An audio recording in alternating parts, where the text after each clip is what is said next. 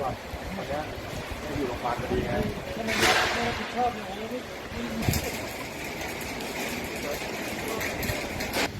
ได้เห็นรับผิดชอบกันดี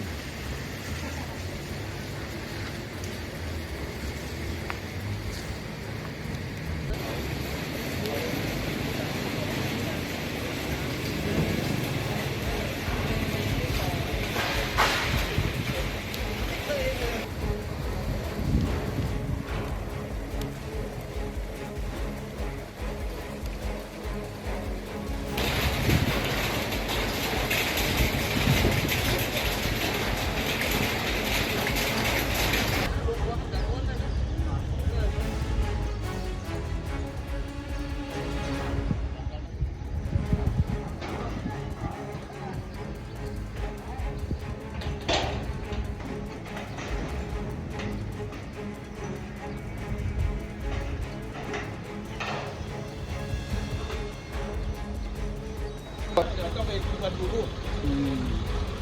อันนี้นะได้จอดก่อน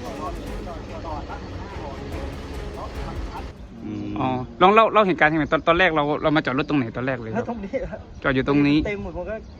ก็พอดีตอนนั้นก็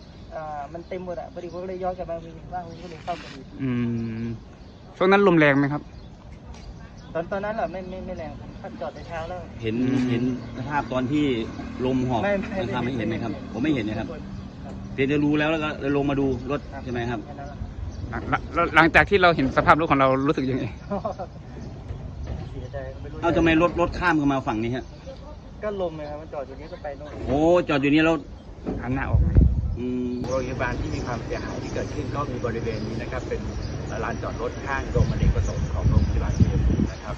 อันนี้ก็จะมีรถยนต์ได้รับผลกระทบประมาณ15 คันนะครับในส่วนอื่นๆก็จะมีต้นไม้ที่หักโค่นบ้างบางส่วนมีกระจกแตกบ้างนะครับส่วนฝ้าเพดานก็คือบริเวณที่เป็นลิฟต์ขนส่งผู้ป่วยนะครับที่อาคารภูมิสวัสดิ์รักษ์นะครับทั้งหมดนี้เราก็สำรวจความเสียหายนะครับกำลังดำเนินการสำรวจความเสียหายแก้ไขอยู่นะครับที่สำคัญก็คือว่าไม่มีผู้ได้รับบาดเจ็บนะครับไม่มีผู้รับบาดเจ็บเลยนะครับก็เป็นโชคดีของเรานะครับในส่วนของบริเวณที่จอดรถนี่ก็จะมีรถเสียหายประมาณ15 คัน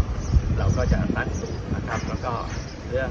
ความช่วยเหลือยังไงเดี๋ยวเราก็คงจะเคลื่อนไหวช่วยเหลือกันต่อไปนะครับแต่ก็ยังไม่ทราบว่าจะได้มากได้น้อยประการใด